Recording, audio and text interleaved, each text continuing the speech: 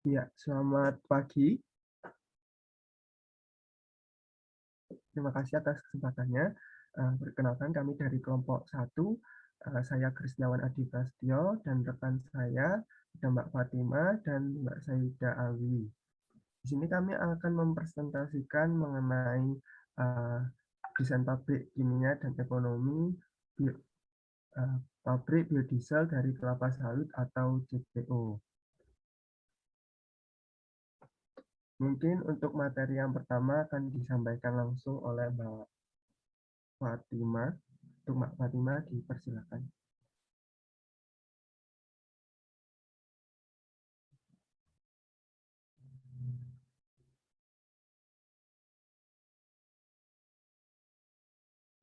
Baik, selanjutnya saya bisa meneruskan ya, Mas. Oh, yang betul. Uh, untuk materi pertama, yaitu saya akan menjelaskan mengenai slide selanjutnya. Jalannya Mbak ya.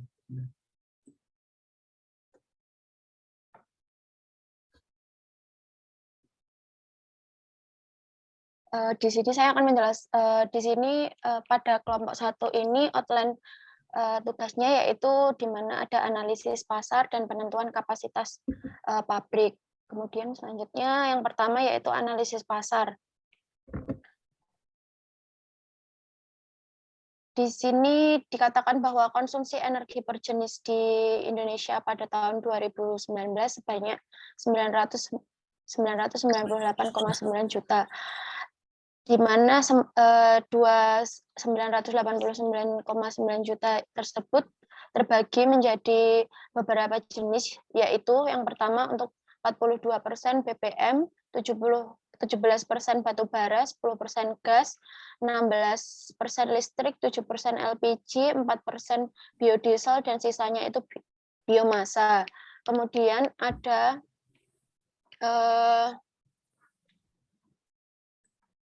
proyeksi kebutuhan untuk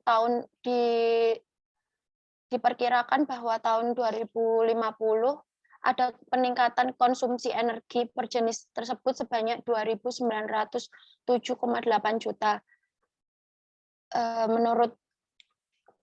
Menurut skenario bau ini diperkirakan kebutuhan energi nasional pada tahun 2019 sampai 2050 itu terus meningkat sesuai dengan pertumbuhan ekonomi, penduduk, harga energi, dan kebijakan pemerintah.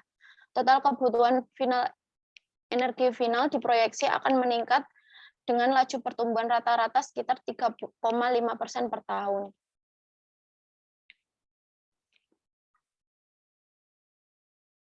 Selanjutnya.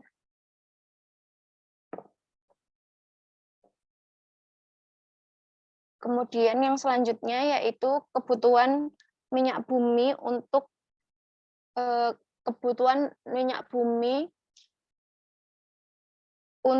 memasuki kilang minyak diperkirakan akan meningkat dari 341 juta pada tahun 2019 menjadi 665 juta pada tahun 2027.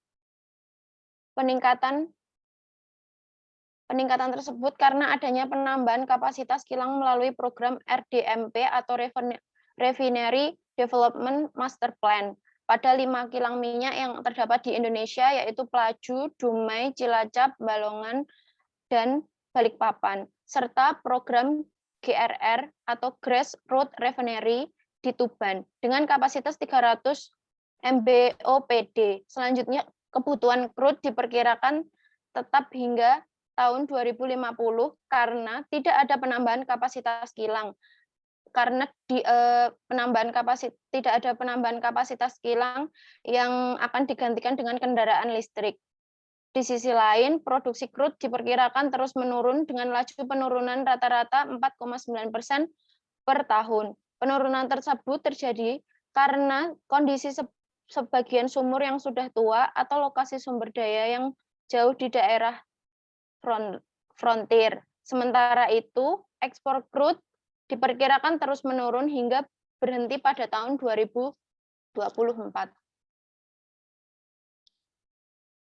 Kemudian yang selanjutnya yaitu peluang untuk mengembangkan potensi biodiesel di Indonesia cukup besar dengan penggunaan minyak solar sekitar 40% penggunaan BBM untuk transportasi. Sedangkan untuk industri dan PLTD sebesar 74%. Di sini terdapat data permintaan dan penawaran biodiesel Indonesia menurut sebelumnya. Menurut GAPKI tahun 2017, di mana mulai dari 2008 hingga 2017 ada beginning stock, production, import, export, konsumtif, dan ending stock. Kemudian selanjutnya, di sini juga ada kapasitas produksi biodiesel di Indonesia menurut GAPKI tahun 2017 dari tahun 2008 hingga 2017.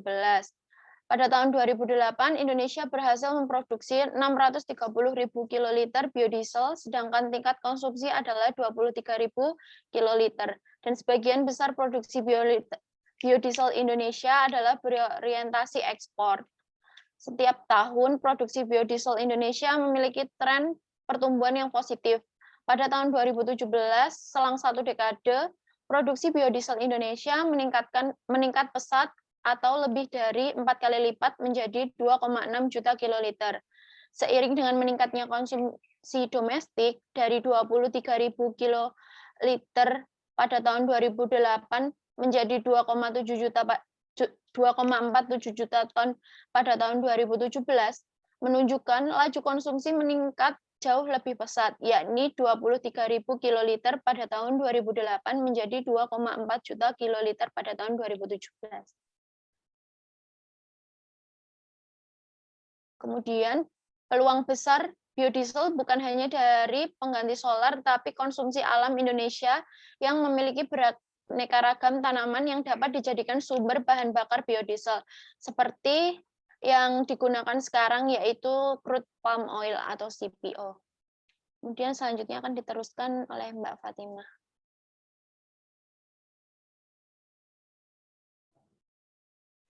Baik, untuk selanjutnya ini ada data produksi CPO di Indonesia yang tersebar di berbagai wilayah di Indonesia, di mana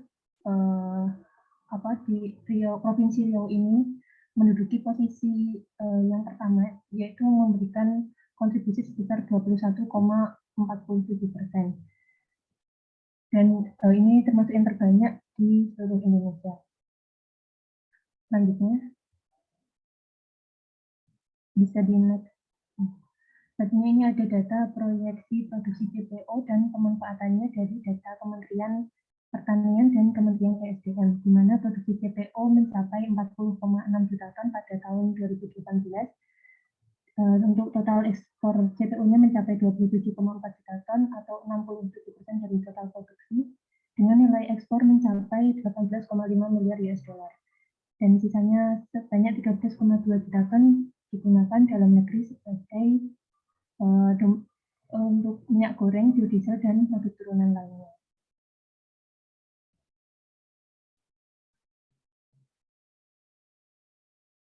Sehingga dengan peningkatan konsumsi masyarakat terhadap bahan bakar minyak setiap tahunnya, serta ketersediaan bahan baku biodiesel, yaitu berupa minyak sawit atau CPO yang melimpah serta harga jualnya cukup murah, terdapat peluang untuk pendirian pabrik biodiesel di Indonesia sebagai energi alternatif untuk pengganti peran BBM. Selanjutnya,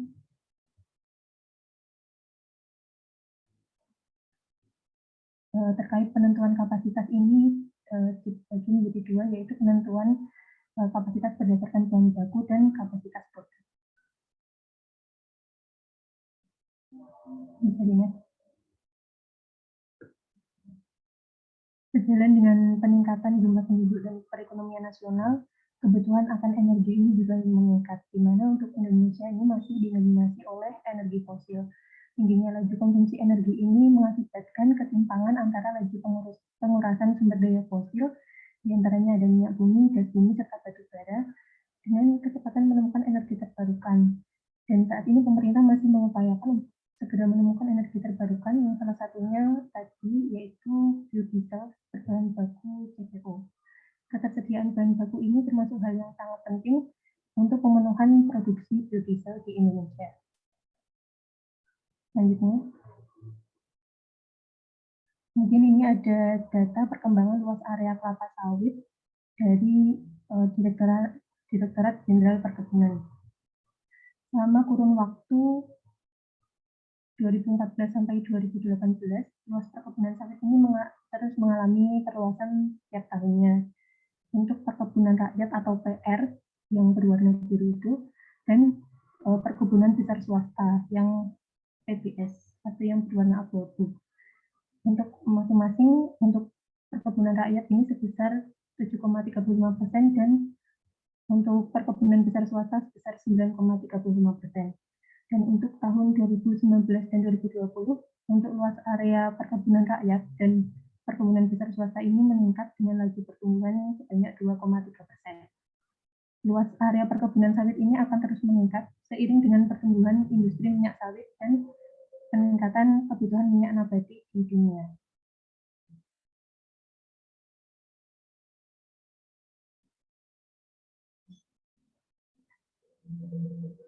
Ini tadi sudah dijelaskan sekilas terkait ketersediaan bahan baku CPO di Indonesia ini, dan ini nanti akan menjadi pertimbangan terkait lokasi pabrik yang sesuai. Selanjutnya. Dan itu dari penentuan kapasitas berdasarkan bahan baku juga ada penentuan kapasitas berdasarkan kapasitas produk dari produsen biodiesel di Indonesia yang sudah ada sebelumnya, yang selanjutnya akan dijelaskan oleh Mas Kristiawan. Ya, baik. Untuk berikutnya yaitu penentuan kapasitas. Di sini dari slide 17 menunjukkan bahwa terdapat beberapa perusahaan dengan kapasitas pabriknya masing-masing. Di sini jika di rata-rata dari keseluruhan kapasitas yang ada didapatkan berkisar 13.000 metrik ton per tahun. Di sini anggapannya yang kilotonnya sama dengan metrik ton. Jadi konversinya dari kiloton ke metrik ton dikali dengan 1,1. Dianggap sama. Jadi untuk rata-ratanya yang didapatkan 13.000 metrik ton. Kemudian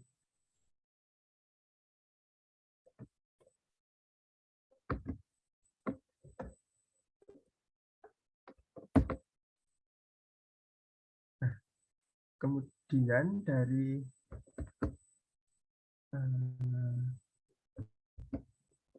data konsumsi, produksi, impor, dan ekspor biodiesel, untuk konsumsinya per tahun 2006 sampai 2013,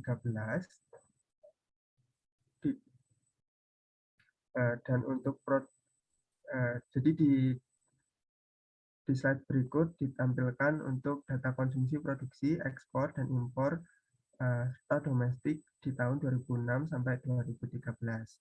Nah, dari data ini didapatkan untuk pertumbuhan konsumsi, produksi, impor, dan ekspor biodiesel rata-rata untuk konsumsi sebesar 0,32%, untuk produksi di 0,39%, diekspor di 0,33%, untuk impor sendiri 0, kemudian untuk domestiknya 0,47%. Kemudian menggunakan rumus P sama dengan F dikali 1 plus I pangkat N. Di sini untuk F yaitu nilai konsumsi, produksi, impor, dan ekspor pada awal tahun. P sendiri nilai konsumsi, produksi, impor, ekspor pada tahun prediksi. N selisih antara tahun awal dengan tahun prediksi. Dan I adalah pertumbuhan rata-rata. Di sini jadi jika dilihat dari data yang ada untuk data awal produksinya diambil pada tahun 2013. Kemudian untuk tahun prediksinya diambil tahun 2022. Kemudian dari perhitungan tersebut didapatkan untuk nilai konsumsi di tahun 2022 diperkirakan akan mencapai 53.633.477. Kemudian untuk produksinya didapatkan 43.180.325. Kemudian untuk ekspor sendiri di 16.217.217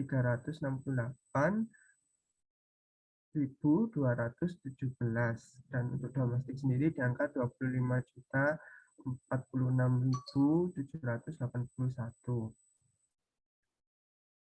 Kemudian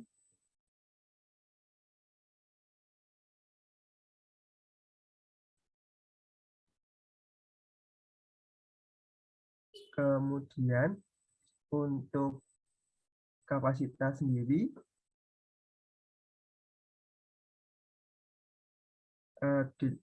dihitung dengan rumus sama dengan produksi ditambah impor dikurangi konsumsi ditambah ekspor, sehingga untuk kapasitas produksi nasional yang dibutuhkan yaitu sebesar 26.821.369. Nah, berdasarkan hasil perhitungan peluang kapasitas produksi diperoleh sebesar 26 juta kilo per year. Hal ini menunjukkan bahwa produksi biodiesel di Indonesia belum mencukupi konsumsi yang dibutuhkan, sehingga diperlukan penambahan pabrik biodiesel. Di sini kami menargetkan pabrik biodiesel sebesar 500 dengan kapasitas 500.000 kiloliter per year atau dapat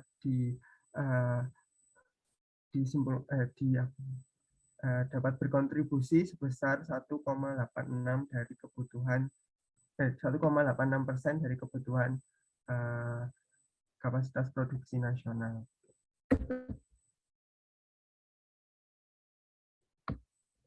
Dapat dianalisa bahwa kemampuan Indonesia dalam memproduksi biodiesel belum seimbang dengan jumlah kebutuhan nasional, sehingga perlu adanya pabrik baru yang mampu memenuhi kebutuhan biodiesel.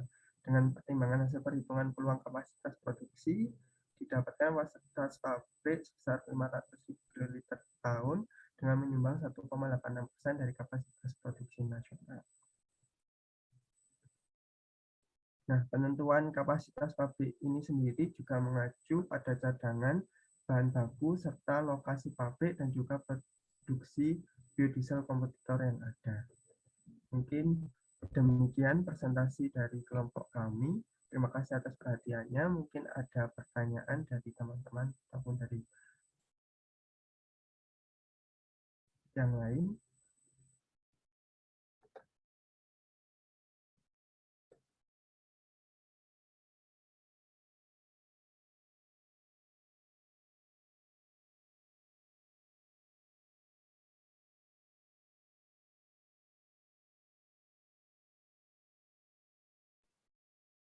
Mungkin saya kembalikan ke moderator, ke Mbak Nur Syofa. Terima kasih untuk kelompok 1 yang telah mempresentasikan hasil diskusinya. Untuk sekarang saya kembalikan pada perwakilan dari kelompok 1 untuk menjadi moderator untuk kelompok 2.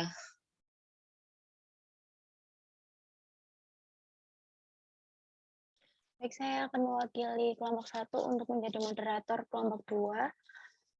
Untuk Mas Kristiawan bisa stop share. Perkenalkan, saya Sayyida Alwinah Diana. Saya akan mewakili kelompok 1 sebagai moderator untuk kelompok 2. Untuk kelompok 2, waktu dan tempat saya persilahkan untuk presentasi hasil diskusinya. Terima kasih atas kesempatannya. Saya izin share screen ya.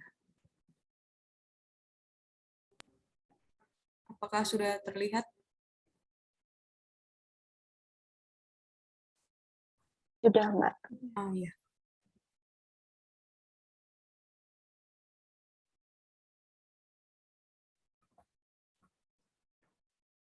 Selamat pagi teman-teman semuanya.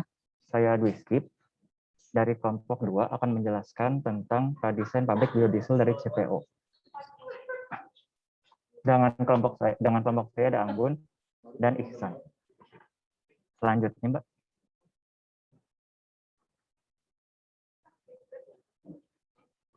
Di sini kami akan menjelaskan pemilihan dan seleksi proses. Yang pertama, saya akan menjelaskan tentang proses pembuatan biodiesel. Pada pembuatan biodiesel, komposisi utama yang terdapat yaitu FAME atau fatty acid methyl ester.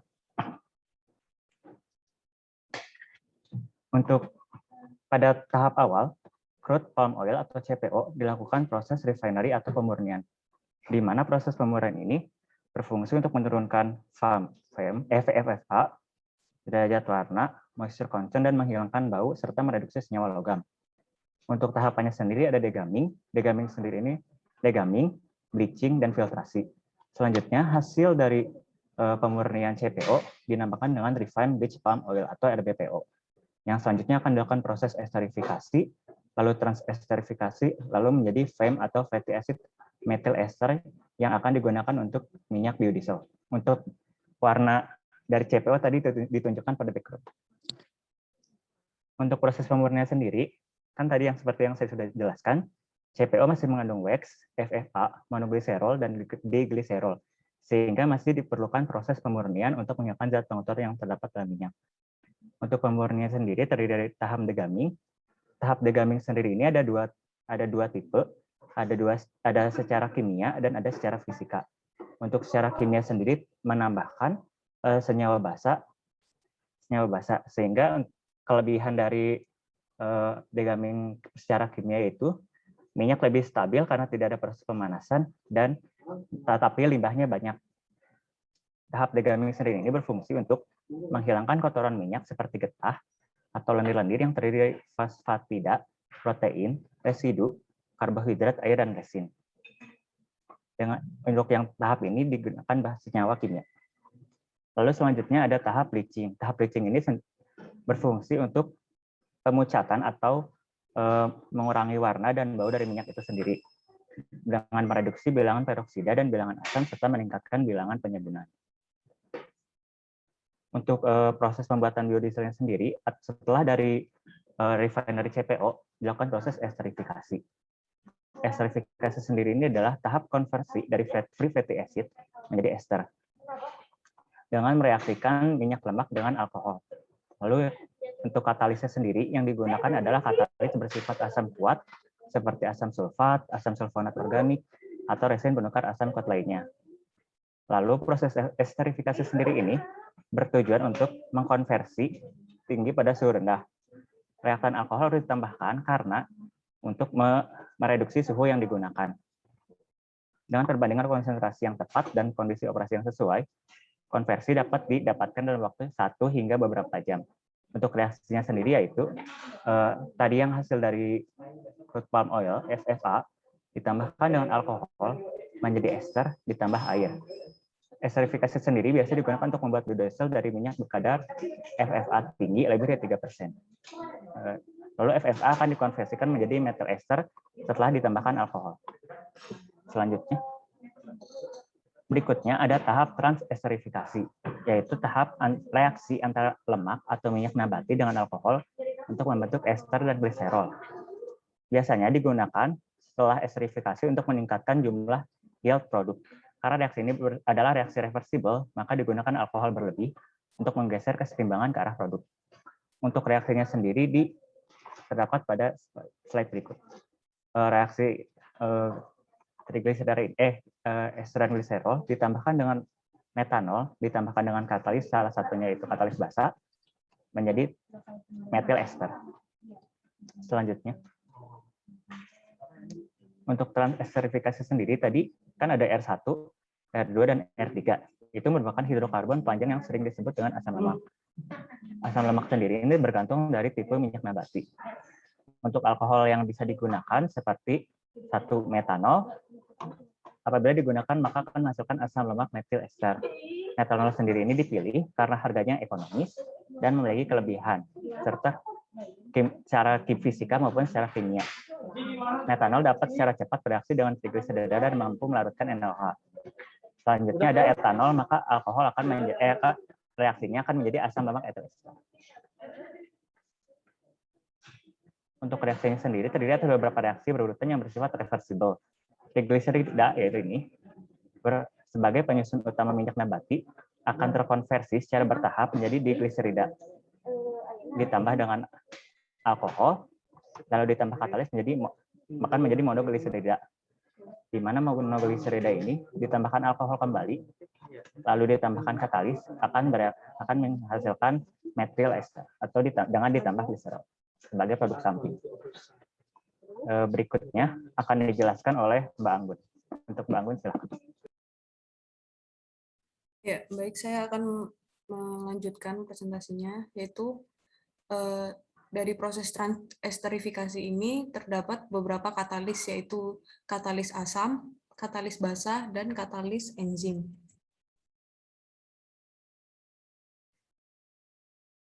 Untuk katalis basa, yaitu sering digunakan dalam proses industri untuk memproduksi biodiesel. Proses katalis basa ini biasanya menghasilkan efisiensi reaksi yang lebih tinggi dan efek korosif yang lebih rendah daripada katalis asam. Basa-basa kuat seperti NaOH dan KOH sering digunakan sebagai katalis basa. Proses katalis basa reaksi gliserida dan alkohol harus secara substansial anhidrat apabila proporsi asam lemak yang terlalu tinggi akan menghambat reaksi. Apabila hal ini terjadi, dapat menurunkan yield hasil reaksi serta sulit memisahkan produk. Sehingga terjadilah reaksi parsial, yaitu reaksi saponifikasi yang menghasilkan sabun. Hal tersebut akan mengurangi aktivitas katalis, menyebabkan peningkatan viskositas dan pembentukan gel dan kesulitan dalam pemisahan gliserol. Ini proses dari menggunakan katalis basa, yaitu asam lemak ini ditambah dengan katalis basa KOH yang akan menghasilkan methyl ester dan produk sampingnya. Untuk katalis basa, katalis harus dijaga pada keadaan anhidrat. Kontak dengan udara terus-menerus harus dihindari karena efektivitas katalis akan berkurang karena kontak dengan kelembaban dan karbon dioksida. Biasanya larutan natrium atau kalium metoksida dibuat dengan melarutkan natrium atau kalium hidroksida dalam metanol. Hidroksida logam alkali seperti NaOH dan KOH memberikan konversi yang tinggi, yaitu sebesar lebih dari 98%. Untuk konsentrasi yang rendah, konsentrasi 1-2% mol, dan harganya lebih murah. Alkoksida lainnya seperti kalsium etoksida juga dapat digunakan untuk produksi biodiesel, namun dibutuhkan jumlah alkohol dan katalis yang lebih banyak. Untuk yang kedua yaitu transesterifikasi dengan katalis asam. Metode kedua yang dipilih yaitu untuk memproduksi biodiesel yang terdiri menggunakan asam sebagai katalis, baik katalis asam homogen atau katalis asam heterogen. Sebagai katalis asam homogen, kita menemukan senyawa seperti sulfat asam, asam klorida, asam sulfonat, paratoluena, asam sulfonat, dan sebagainya. Meskipun asam sulfat adalah katalis pilihan untuk reaksi semacam ini. Yang ketiga yaitu transesterifikasi katalis enzim. Katalis enzim seperti lipase ini mampu mengkatalisasi reaksi transesterifikasi trigliserida. Katalis enzim memiliki kelebihan yaitu dapat digunakan kembali dan gliserol mudah dipisahkan, free fatty acid yang akan dikonversi menjadi methyl ester. Katalis enzim mampu menghasilkan konversi biodiesel dan transesterifikasi dengan nilai yang tinggi. Akan tetapi memerlukan waktu yang lebih lama dibandingkan katalis basa dan asam.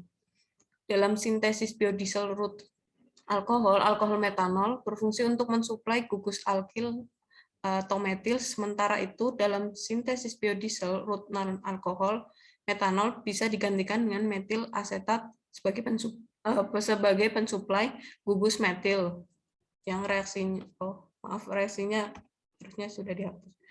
Untuk uraian seleksi prosesnya yaitu untuk pemilihan katalis, pemilihan dalam katalis basa, asam, dan katalis enzim. Untuk katalis basa ini dari jurnal McLeod dan yang asam dari Zeng et al. yang ketiga, katalis enzim dari Samukawa dan Dut et al. Untuk uraian dan seleksi prosesnya ini dari aspek proses, kondisi operasi, ekonomi, dan lingkungan. Setelah didata ini dari jurnal, sehingga akan didapatkan proses yang jauh lebih baik dan tepat, yaitu dengan menggunakan transesterifikasi dengan katalis basa. Karena komponen dasar biodiesel adalah ester yang tersusun dari asam lemak yang terkandung dalam minyak nabati, dan unsur yang paling banyak dalam minyak nabati adalah unsur trigliserida. Kemudian tahapan mengkonversi trigliserida menjadi metil ester atau biodiesel yang digunakan merupakan transesterifikasi katalis basa. Sebab pembentukan ini memiliki konversi yang tinggi, waktu dalam proses reaksi cepat, serta harga relatif murah dibandingkan dengan katalis asam.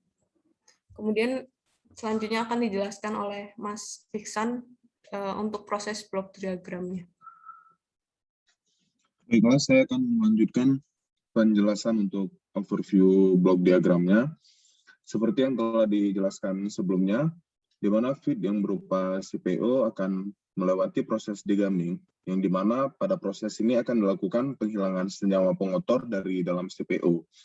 Pada proses degamming ini digunakan injeksi H3PO4. Kemudian akan memasuki proses bleaching, yaitu proses penyerapan impurities pada CPO, dan akan langsung memasuki proses filtrasi, di mana ada output dari proses filtrasi itu yang berupa waste. Setelah melewati proses filtrasi, akan memasuki proses esterifikasi, di mana pada proses esterifikasi ini akan mengolah senyawa free fatty acid menjadi methyl ester dengan menggunakan reaktan metanol dan katalis yang berupa HCl. Esterifikasi merupakan proses pengolahan senyawa trigliserida menjadi methyl ester, di mana pada proses ini menggunakan reaktan metanol dan NaOH sebagai katalis. Kemudian setelah dari proses transesterifikasi akan memasuki proses pencucian dan proses separasi. Pada proses separasi ini akan dilakukan pemisahan berdasarkan densitas, dan setelah dari proses separasi akan memasuki proses evaporasi. Selanjutnya, Mbak.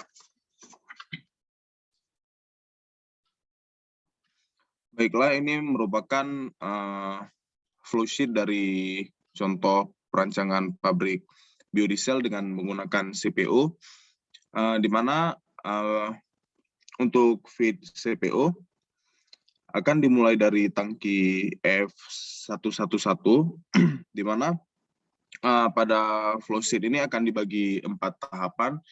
Yang pertama, tahapan pretreatment, tahapan esterifikasi, tahapan transesterifikasi, dan tahapan pemurnian. Baiklah, saya akan memulai dengan tahapan pretreatment. Pada proses tahapan pretreatment ini akan terjadi 3 tahapan, yaitu akan terjadi proses degamming, proses bleaching, dan proses filtrasi. Di mana inlet pada tangki F111 dipompa menggunakan pompa L112 menuju heater E113. Heater E113 digunakan untuk memanaskan CPO dari suhu 30 derajat menjadi suhu 60 derajat. Hal ini dikarenakan agar CPO mencapai kondisi operasi yang diinginkan. Kemudian, outlet dari heater E113 akan menuju tangki mixing degamming R110. Di mana proses seperti yang saya jelaskan tadi, proses degamming ini dilakukan agar menghilangkan senyawa pengotor dari dalam CPO dengan cara melakukan mixing antara asam fosfat H3PO4 dengan minyak CPO. Injeksi H3PO4 berasal dari tangki F114 yang akan dipompakan dengan pompa L115 menuju tangki R110. Kemudian pada proses degamming ini akan menghasilkan CPO dan juga impurities yang kemudian akan menuju heater E125, yang dimana pada heater tersebut akan dipanaskan hingga suhu 110 dikarenakan set point suhu tersebut merupakan kondisi operasi dari tangki pengaduk bleaching M120. Kemudian dilakukan injeksi bleaching air dari tangki F121 dan menuju belt conveyor J122 dan J123, di mana bleaching air digunakan untuk pemucatan dan menyerap impurities pada CPU, seperti karotenoid. Kemudian terjadi proses pada tangki pengaduk bleaching M120. Outlet dari tangki pengaduk M120 merupakan spent air dari hasil campuran bleaching air dan impurities. Kemudian spent air dan CPO dipompa menggunakan pompa L131 menuju filter press H130. Pada filter press, spent air yang merupakan gabungan dari bleaching air dan impurities akan difilter dan kemudian di-drain ke solid water treatment plant atau SWTP, di mana SWTP itu merupakan line coklat yang di bawah filter press. Feed yang telah melalui proses degumming dan bleaching dinamakan RPBO atau Refined Bleaching Palm Oil, kemudian akan dipompakan menuju reaktor esterifikasi. Baiklah, sebelum memasuki reaktor esterifikasi, feed akan melewati cooler E212, didinginkan dari suhu 110 derajat Celcius menjadi 60 derajat Celcius untuk mencapai kondisi operasi sesuai dengan set point pada R210. Reaktor esterifikasi R210 bertujuan untuk mengolah CPO. Kandungan senyawa FFA akan diubah menjadi senyawa metil ester dengan konversi 93% pada suhu 60 derajat Celcius dan pressure 1 atm. Reaktor esterifikasi menggunakan reaktan metanol yang diinjeksikan dari tangki F123 dan menggunakan katalis yang diinjeksikan dari tangki F216. Pemilihan katalis HCl dikarenakan esterifikasi membutuhkan katalis kuat dan bersifat homogen. Dan HCl memiliki specific gravity, viscosity, flash point, dan pour point yang memenuhi spesifikasi. Pemilihan HCl juga dikarenakan nilai viskositasnya rendah, sehingga memudahkan untuk dilakukan pengaliran.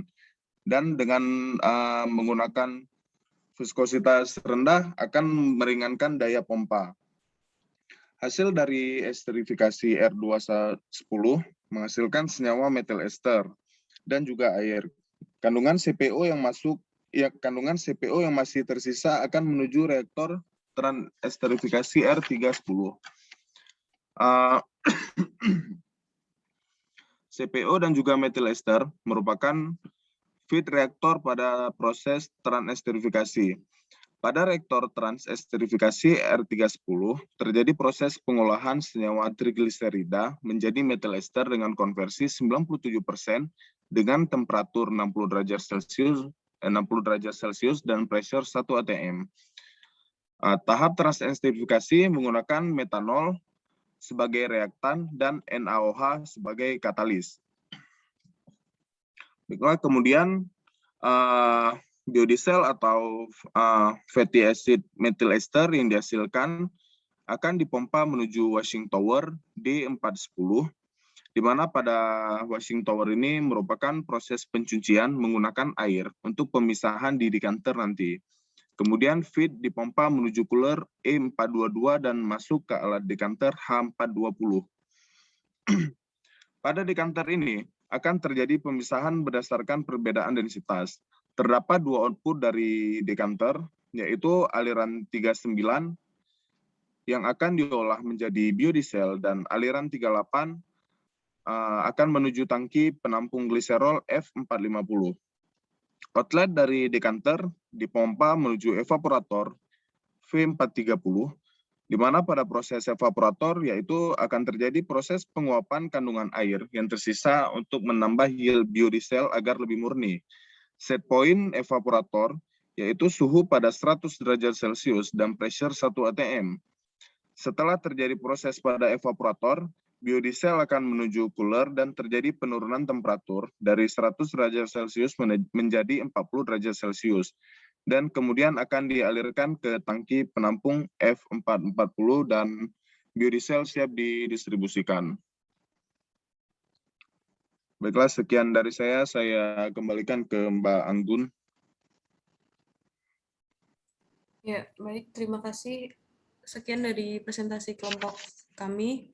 Apakah ada pertanyaan?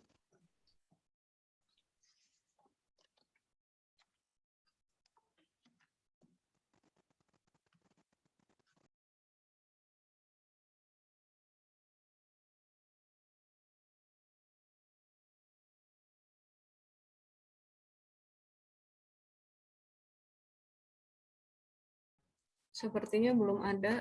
Saya kembalikan ke moderator, Saida Alwi. Iya, baik. Terima kasih untuk kelompok 2. Mungkin nanti pertanyaannya setelah Pak Prof. Mahfud aja. Kemudian selanjutnya untuk waktu dan tempat saya berikan kepada Prof. Mahfud untuk menanggapi hasil presentasi dari kelompok 1 dan kelompok 2. Tidak gitu. Sekarang kamu tunjuk aja. Minimal 3 kelompok ditanya. Misalkan ini kelompok 2 kan, ini kelompok 3, 4, 5, minimal 3 kelompok itu suruh tanya. Bertanya, oke. Nah, kalau nggak ada yang mau tanya, ditunjuk. Oh iya, baik Pak. Untuk itu, untuk perwakilan dari kelompok 3, 4, dan 5 dimohon untuk memberikan pertanyaan untuk ditanyakan kepada kelompok 1 dan 2.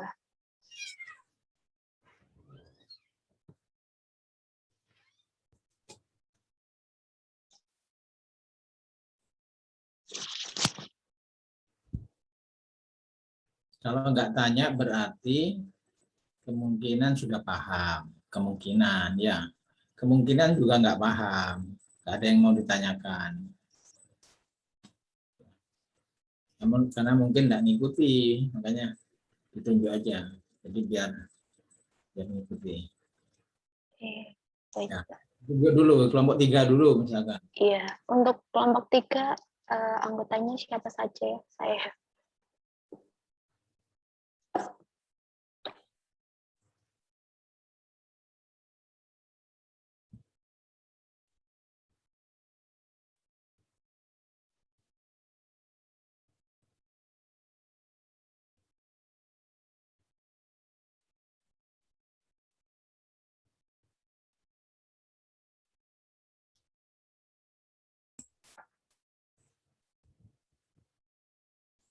Permisi, Prof. Mahfud izin bertanya. Saya Azizah dari kelompok 3 untuk mengajukan pertanyaan ke kelompok 1. Monggo Mbak Azizah. Iya, permisi Mbak. Ini tadi kan untuk perhitungan kapasitasnya yang di slide, mungkin slide 18 apa ya kalau nggak salah. Itu kan jadinya 500.000 kiloliter per tahun ya. Nah, di situ kan juga ada untuk proyeksi yang 2%. Nah, kenapa nggak langsung pakai yang itu aja, Mbak? Kenapa kok mengambil yang 1,8%-nya? Mungkin ada pertimbangan yang digunakan sehingga akhirnya mengambil data yang itu, mengambil nilai kapasitas yang itu. Terima kasih Mbak Saida, Mbak Fatima, dan Mas Kristiawan.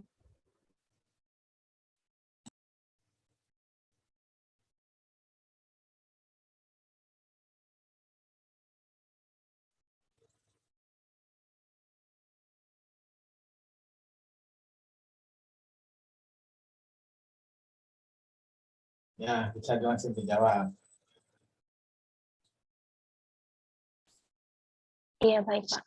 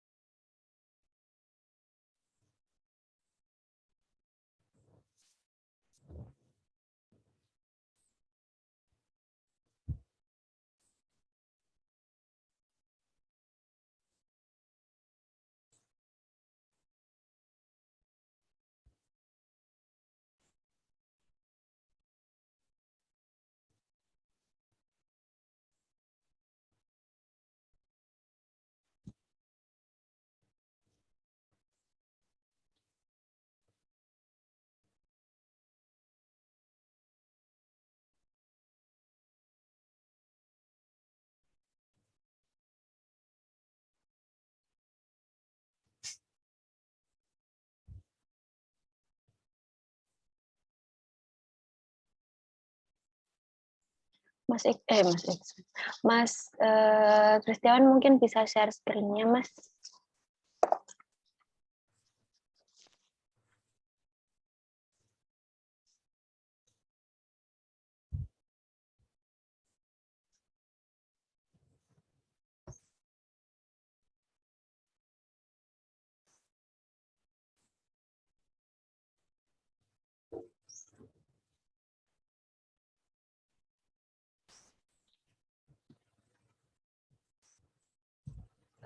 Jadi di sini saya dari kelompok 1 ingin menjawab pertanyaan dari Mbak Rizky Azizah tadi untuk pengambilan kapasitas mengapa menggunakan 500.000, mengapa tidak menggunakan asumsi yang di awal 500 sebesar 536 tadi, karena untuk kebutuhan aslinya itu sebesar 454 MT per year. Kemudian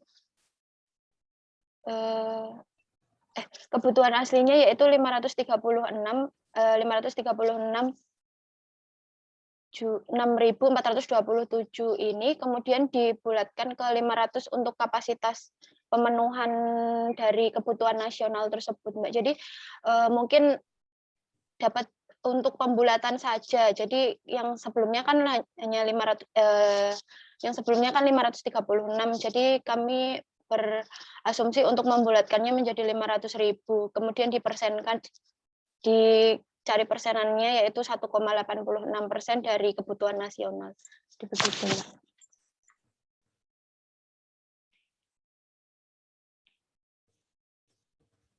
Ya, baik. Cukup Mbak Saida, terima kasih banyak atas jawabannya. Iya, sama-sama Mbak Zia. Apa ada pertanyaan lagi untuk kelompok 3 atau kelompok 4 dan kelompok 5 ingin bertanya?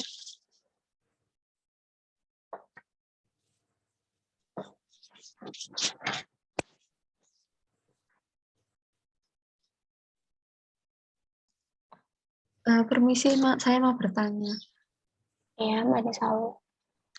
Ya, kalau untuk pabrik yang belum ada di Indonesia, apakah perhitungannya sama seperti itu atau bagaimana ya, Mbak? Makasih. Mbak, bagaimana Mbak maksudnya? Kalau sebelumnya di Indonesia belum ada yang produksi, itu perhitungannya apakah sama atau bagaimana ya, Mbak? Oh, ya, sebenarnya Mbak. Makasih.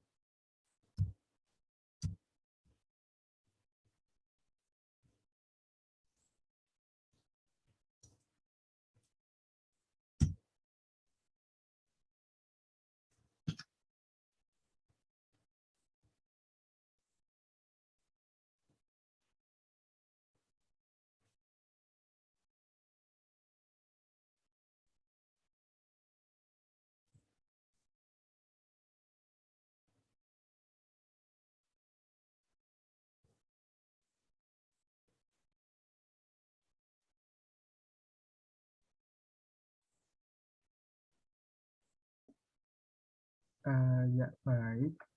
Mungkin saya akan menjawab pertanyaan dari Mbak Nisaul mengenai jika tidak ada pabrik yang memproduksi sebelumnya, itu apakah perhitungannya akan sama atau tidak.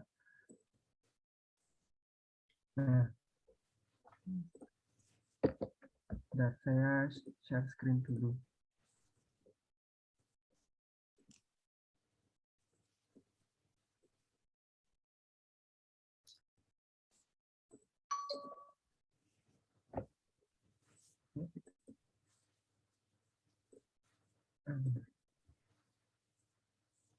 Nah, kalau dari kelompok kami, jika tidak ada pabrik sebelumnya atau pabrik yang memproduksi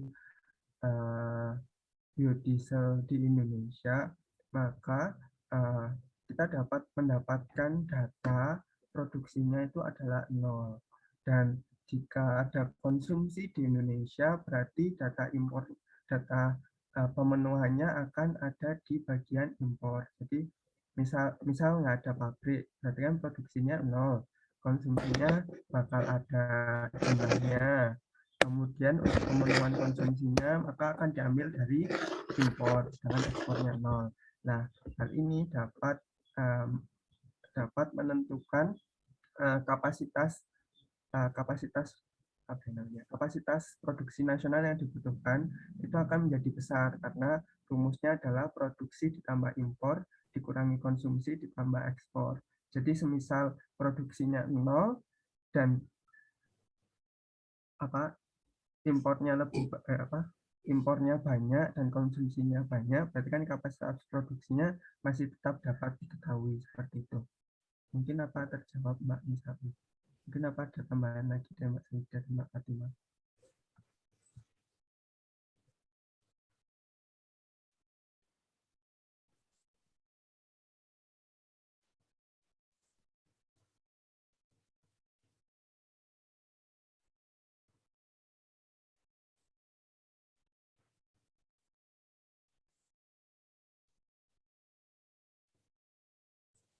Terima kasih, Mas. Sudah cukup untuk Mbak Saul. Kemudian untuk perwakilan dari kelompok 4, ada yang ditanyakan? Izin bertanya, saya Ardita Era Anjani. Saya mau bertanya untuk kelompok 2. Dalam pembuatan biodiesel ini, kenapa dipilih dalam seleksi prosesnya? Kenapa dipilih proses ini? Pertimbangannya bagaimana ya? Terima kasih untuk kelompok 2. Baik, terima kasih Mbak Ardita. Monggo untuk perwakilan dari kelompok 2 untuk menjawab. Ya, saya perwakilan dari kelompok 2 mau menjawab. Kenapa dipilih proses ini? Seperti pemurnian, kenapa setelah dimurnikan menggunakan esterifikasi, transesterifikasi, seperti itu, kenapa tidak esterifikasi saja dan transesterifikasi saja. Kalau pemurnian ini dipilih karena CPO ini masih banyak kotoran-kotorannya sehingga harus dimurnikan terlebih dahulu. Setelah itu, kenapa memilih esterifikasi? Karena CPO tadi kan mengandung FFA dan trigliserida. Esterifikasi ini prosesnya untuk mengubah FFA menjadi metal ester.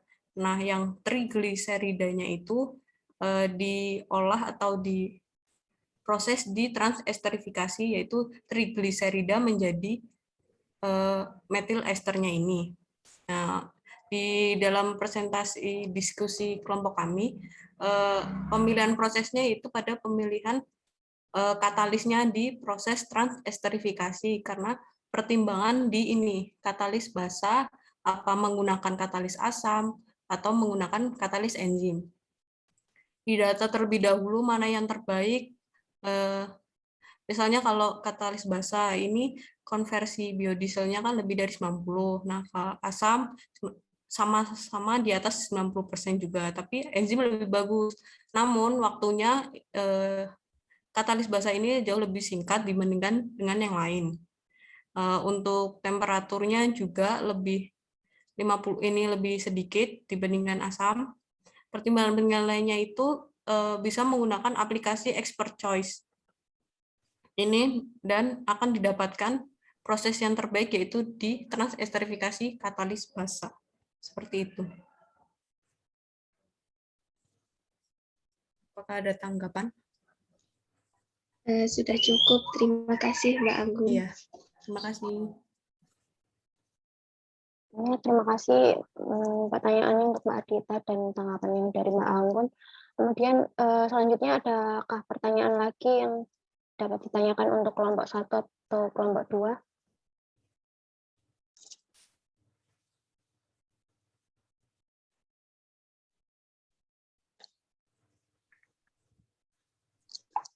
Permisi, saya izin bertanya. Untuk kelompok 2 itu kan produk bawahnya itu ada gliserol. Nah, apakah gliserolnya tersebut sudah sampai di situ? Apakah ada proses selanjutnya? Apakah di treatment atau kan gimana? Atau mungkin juga jadi produk juga selain biodiesel di situ? Terima kasih.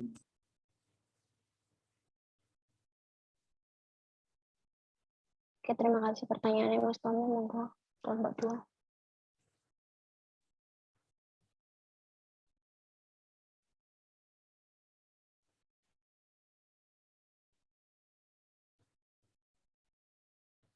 Baik, sebentar, minta waktunya sebentar ya.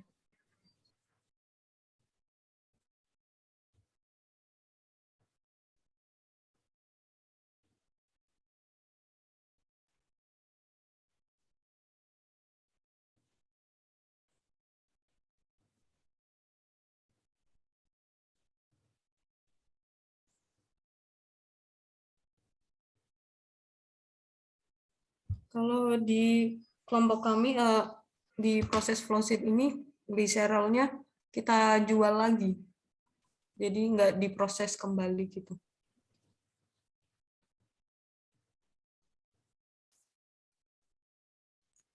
Berarti kalau dijual itu ada standarnya berapa persen kandungan gliserolnya ataukah berapa persen kandungan airnya seperti itu ya? Apakah begitu Mbak? Iya. Sebentar. Ada Mas Tommy. Tapi untuk kelompok kami karena kami fokus ke biodiesel jadi nggak begitu dibahas.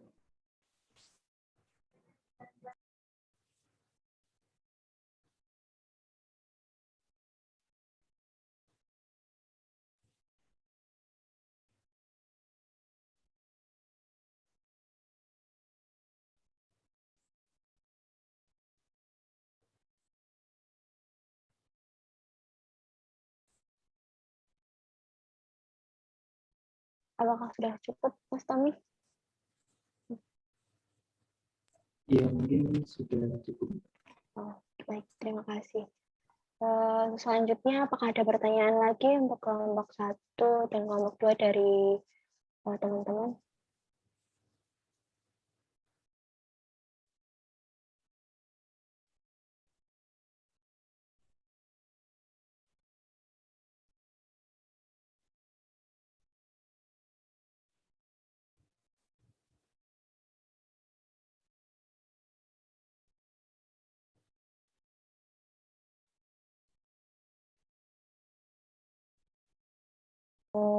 Baik, mungkin sepertinya sudah tidak ada pertanyaan lagi. Untuk itu saya berikan kepada Prof. Mahmud untuk menanggapi. Ya, Prof. Ya. Yang pertama untuk kelompok 1.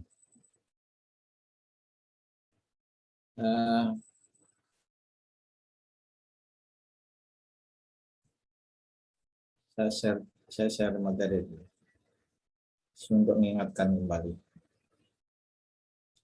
Ya, kelompok 1.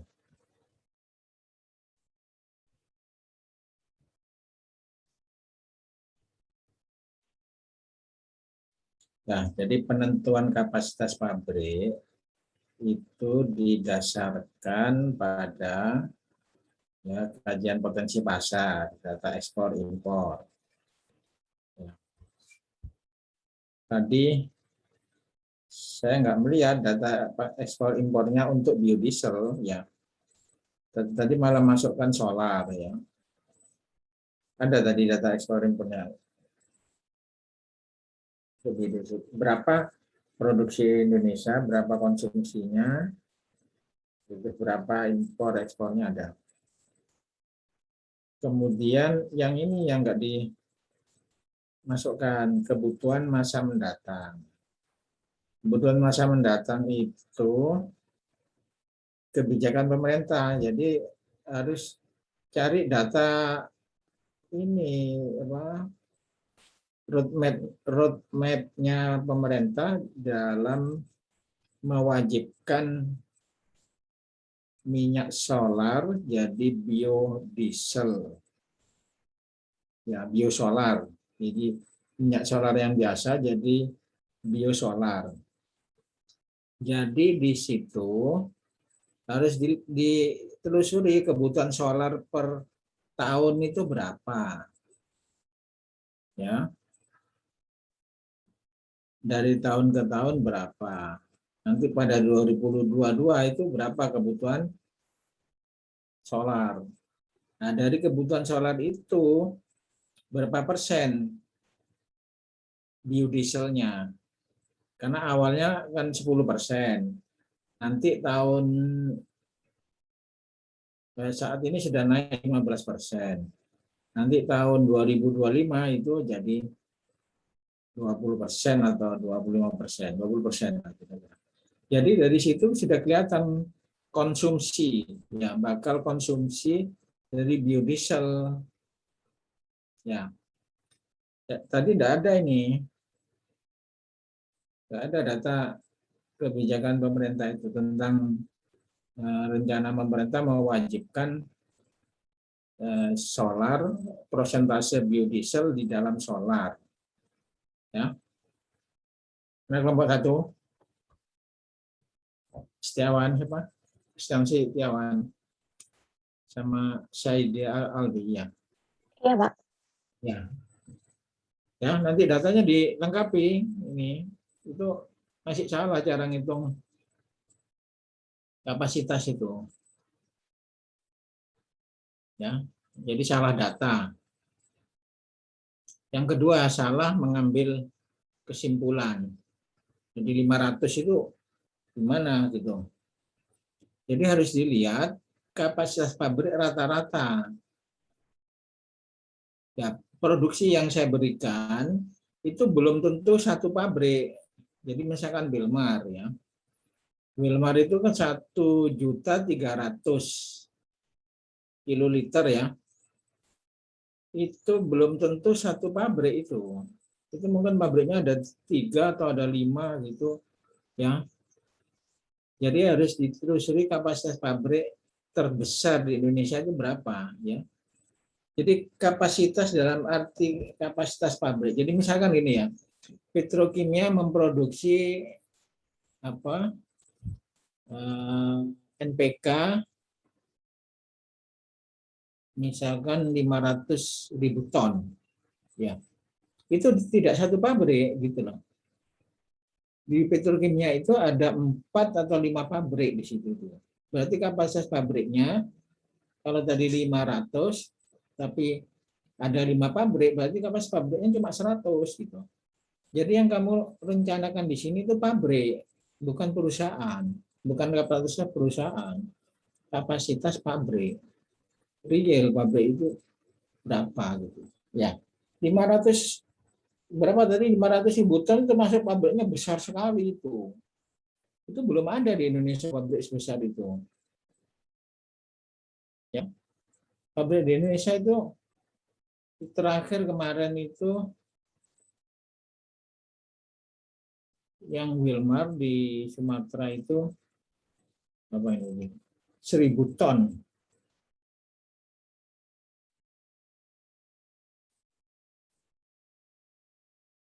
1.000 ton per hari. Ya.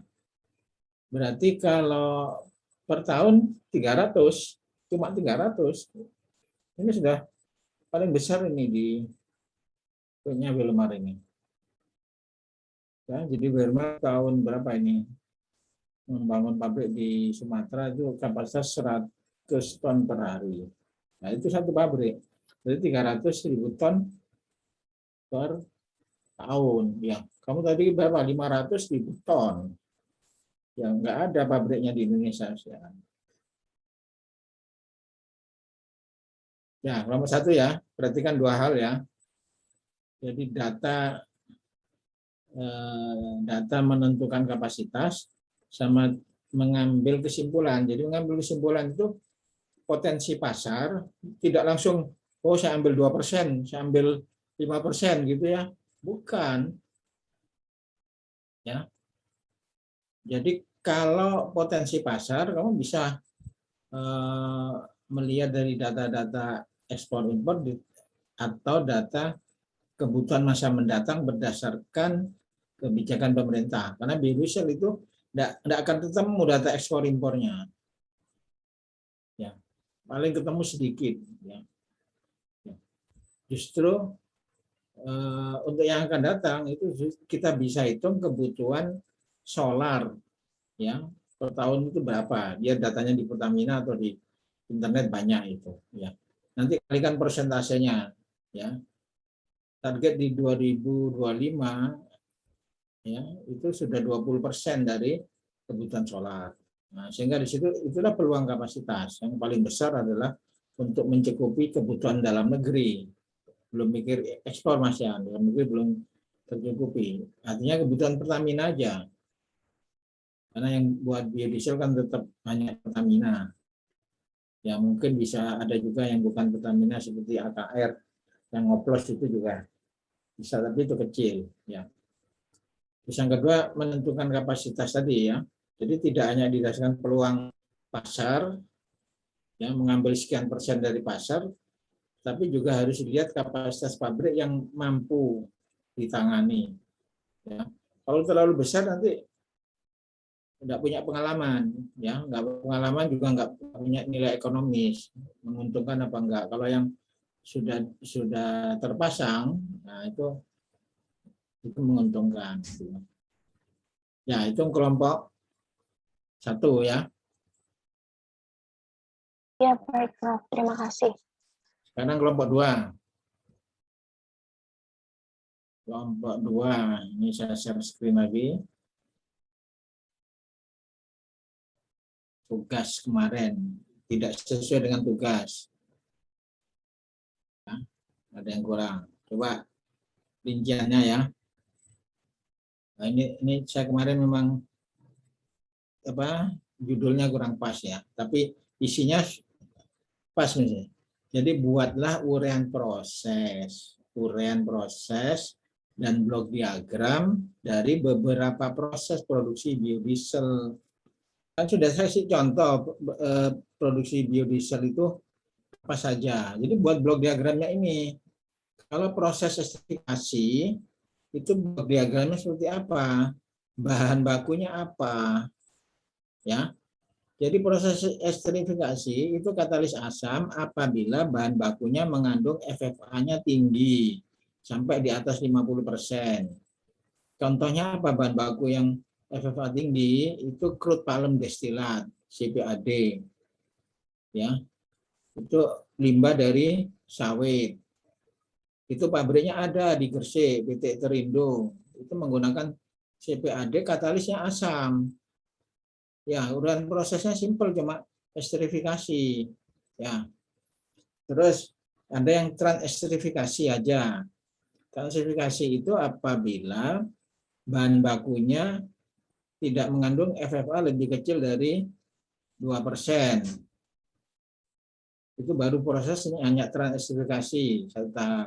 Tapi kalau FFA-nya di atas 2%, misalkan 10% atau 5%, ya misalkan bahan baku dari minyak goreng bekas, misalkan, itu tuh harusnya harus 2 tahap, namanya esterifikasi dan transesterifikasi.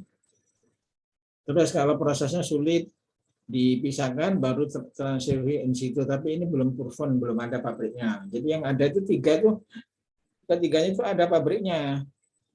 Ya, untuk yang 456 itu masih tahap tingkat skala kecil atau penelitian. Yang 1, 2, 3 itu sudah proven, sudah ada pabriknya. Jadi sudah ada pabrik yang esterifikasi, ada pabrik transesterifikasi saja, ada yang 2 tahap. Jadi itu kan buat blok diagramnya. Terus dibuat tabel mana yang menguntungkan dan pemilihan bahan baku. Jadi pemilihan proses bergantung pada pemilihan bahan baku. Kalau bahan bakunya ini nanti pakai proses ini, gitu. Lebih cenderung bahan baku. Ya, karena perbandingan katalis sama, nggak ada bedanya. Proses-proses yang lain, detail proses itu memang banyak variasi, tapi itu tidak banyak. Intinya kan hanya esterifikasi, nanti ada proses pemisahan, pemurnian. Gitu. Ya, kelompok 2, kelompok 2. Iya, Prof. Betul kan? Ya, Prof. Iya. PPT-mu. Ya. Iya, nanti saya betulkan. Diagram baru dipilih.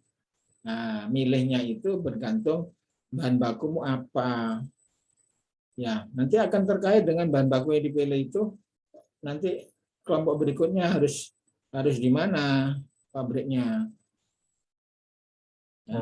Prof, berarti dari 6 proses ini nanti dipilih yang terbaik untuk tahapan selanjutnya ya, Prof? Nggak bisa ngomong terbaik. Yang dibandingkan dengan bahan baku yang tersedia. Ya, nggak usah ngomong terbaik. Pokoknya kamu nanti pilih. Ya, boleh pilih itu tidak harus terbaik. Ya, pilih itu bisa tergantung ketersediaan bahan baku. Ya, bisa juga karena pertimbangan kapasitas, bisa pertimbangan lokasi, gitu ya. Cuma dibandingkan aja. Jadi di antara itu yang kamu pilih yang mana, gitu ya. Jadi pertimbangan baik tidaknya itu nanti akan ya relatif lah istilahnya. Tapi ada metodenya gitu. Ya saya lupa metodenya, tapi di pelajaran di analisa sintesa proses itu kan diajari.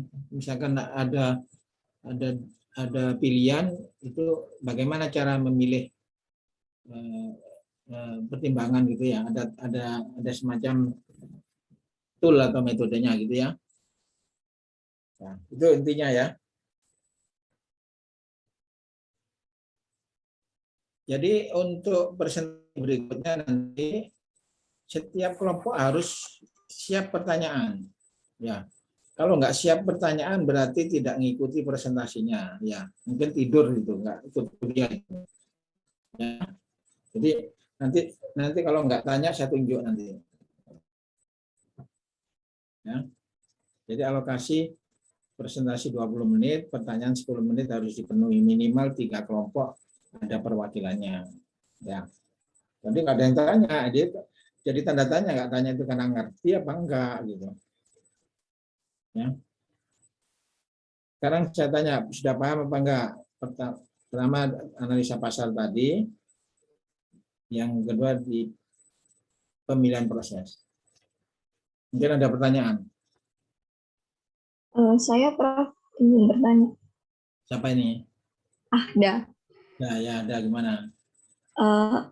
Apabila ketika analisa pasar dan menghitung kapasitas ini ada data-data yang tidak ditemukan gitu, untuk mengakalinya bagaimana ya, Prof? Data apa misalkan? Data apa? Data ekspor misalkan? Misal ya data ekspor. Apa diabaikan aja, diabaikan. Jadi yang penting konsumsi produksi. Ya, kalau nggak ada, nggak mungkin, mesti ada produksi konsumsi. Ya, kalau data ekspor impor itu memang nggak akurat. Ya. Itu untuk selanjutnya ini, Prof. Kebetulan yang di pabrik yang saya ambil itu di di BPS itu untuk kebutuhannya itu tidak tersedia. Dan kemudian kebutuhan tidak sedia diprediksi. Sekarang misalkan pabrik apa? Sodium nitrat. Nah, sodium nitrat itu kebutuhannya untuk apa saja? Nah, itu diprediksi. Pabrik mana yang mengkonsumsi sodium nitrat? Nah, diprediksi. Jadi kalau nggak ada data BPS, diprediksi dari data pemakainya. Oh, ya. Baik, Prof. Terima kasih. Ya. Ada lagi? Saya izin bertanya, Prof. Ya.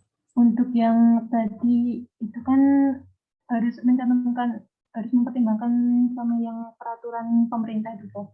Kemarin kami sudah coba mencari yang untuk kebijakan pemerintah. Kebijakan pemerintah itu ada itu tahun 2006, sejak 2006 sudah ada, terus diperbarui terus tahun-tahun berikutnya ada gitu ya. Jadi ada planning pemerintah itu mulai tahun 2006 sampai tahun 2025 itu menaikkan porsi persentase biodiesel di biosolar. Ya. Jadi misalkan kebutuhan solar 1000 kiloliter per hari. Nah, itu kan sudah bisa dihitung berapa.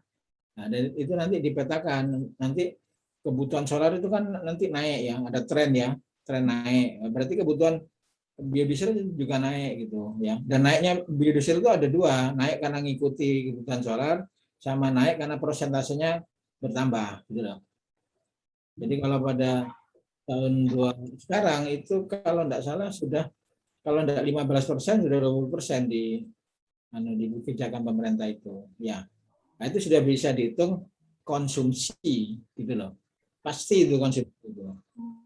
Nah, kalau belum, produksinya kan sudah ada datanya ya. Data produksi yang saya berikan itu sebetulnya itu tahunnya agak lama, yang terbaru juga ada, tinggal dia cari di Google, ada produksi biodiesel Indonesia berapa itu sekarang sudah 1,3 juta kiloliter ya, lebih besar dari yang saya berikan itu gitu ya.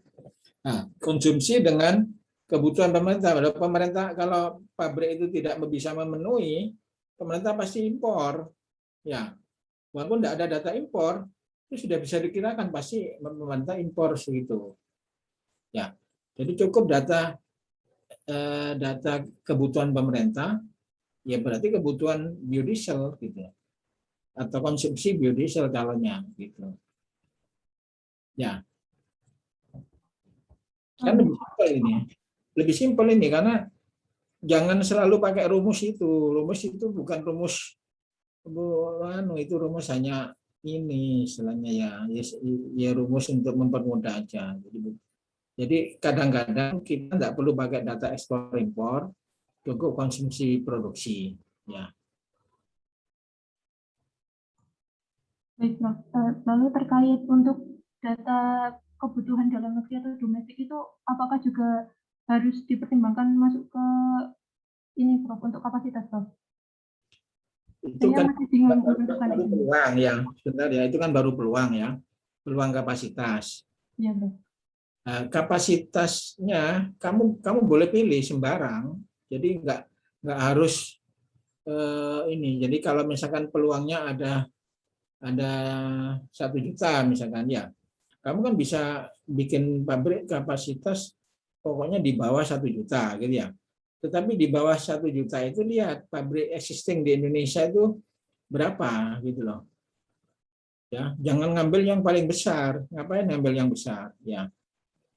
Ya di Gresik itu ada kapasitas pabriknya bukan cuma ya 60. Itu pabrik biodiesel pertama kalau tidak salah itu 60.000 ya, 60.000 ton per tahun gitu ya. Terus yang saya katakan tadi yang di Wilmar di Sumatera itu 300.000 ya. Kamu boleh ngambil di antara itu ya. Jadi nggak usah ngomong persentase, ya kamu tetapkan aja, karena nyaman desain kan tetapkan. Apa pertimbangannya? Ya, pasar sudah ada, berarti nanti kalau buat jadi ya. Kemudian yang kedua besarnya harus pada skop atau pada ring di mana pabrik itu ekonomis gitu ya. Kalau kamu buat pabrik terlalu kecil itu nggak menguntungkan. Ya, misalkan buat yang 10.000 atau 20.000 itu nggak menguntungkan, nanti rugi. Ya, terlalu besar ada dua kesulitan. Kesulitan nanti ya kalau pasarnya tetap segitu, kalau misalkan pasarnya menurun, nggak bisa produksi diturunkan. Ya bisa tapi kan sedikit. Yang kedua, teknologinya apakah sudah bisa? Ya, makin besar kapasitas kan teknologinya akan lebih sulit. Kalau di Indonesia belum ada contoh ya jangan buat ya. Jangan memaksa ini. Jadi yang sudah istilahnya yang sudah proven, sudah terbukti, ikuti aja ya. Jadi jangan membuat terlalu tinggi ya. Contoh pabrik semen ya. Pabrik semen itu semen Gresik, semen Tonasa, semen itu dia kalau bikin pabrik ya maksimum 3 juta ton. Ya, pabrik semen manapun di Indonesia paling maksimum 3 juta ton, ya paling naik dikit 3,5 atau 4 juta gitu ya. Nggak berani ngambil 10 juta atau 20 juta gitu, nggak bisa. Padahal di Cina itu bisa ada pabrik 20 juta ton. Mereka sudah menguasai teknologinya. Indonesia belum bisa gitu loh. Jadi ada karena faktor penguasaan teknologi. Yang kedua ada faktor karena efisiensi, pabrik yang efisien gitu.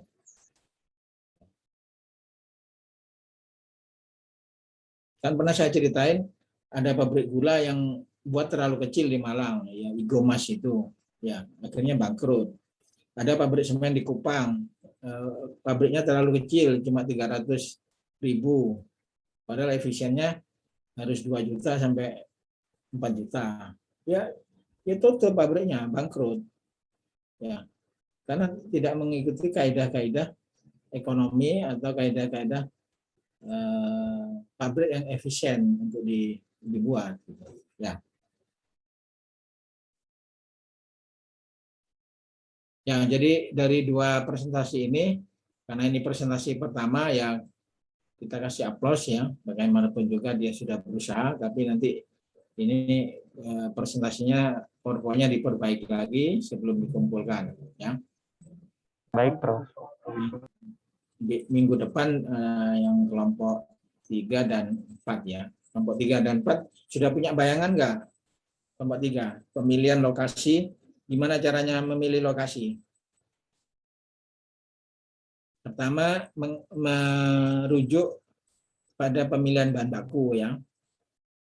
Bahan bakunya apakah kelapa sawit, apa limbah kelapa sawit, apa minyak goreng bekas, atau yang lain misalkan ya. Merujuk dari situ pertimbangannya pertama. Yang kedua merujuk pada faktor-faktor untuk lokasi pabrik, ketersediaan air, ketersediaan pelabuhan, ketersediaan jalan, yang ketersediaan tenaga kerja. Nah, itu faktor-faktornya ya. Terus di dalam milih itu tentukan beberapa lokasi, jangan satu, minimal 3. Ya. Misalkan lokasinya di Sumatera, ya, satu di Kalimantan, satu di Jawa misalkan gitu ya. Nah, itu nanti dikasih kalau di sini bahan bakunya ini, kalau ini pokoknya jangan langsung nunjuk satu lokasi, tapi harus ada pertimbangan minimal 3 ya, kalau bisa 5 lokasi gitu ya. Nanti baru ditetapkan ini yang paling baik ya, dengan berbagai pertimbangan tadi ya.